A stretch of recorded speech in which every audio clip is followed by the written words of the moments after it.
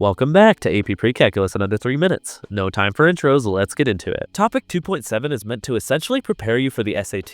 The reason I say this is because the only place you'll find the things in this topic is in the SAT. So if you're given two functions and asked to find f of g of x, or something similar, it's pretty simple. You just substitute any instance of x within the f of x function for the g of x function and solve. Now for some reason, AP Precalculus made this topic very long. However, if you actually read the topic, it's all really just common sense. Like, let me give you an example of what it wants me to teach. If you're asked to find f of g of x where the f function is f of x equals x, then the answer will be g of x. Obviously. Like, this topic has gotta be an example of College Board just trying to pad their course and make it look beefy. But the thing is, I am nice to you guys, so there's only really one more thing you should know from this topic and we can get out of here. Say you had a random function like f of x equals the square root of 1 plus x squared. Remember that you can break this down into two functions, and the original function would now become the result of g of h of x. So keep that in mind. Also, just so you know, this is the same as this. Just don't get confused. On the screen now are some AP style questions for this topic. And while you're answering the questions, might I inquire that you subscribe to my other channel that I have that I'll be posting non-educational content on.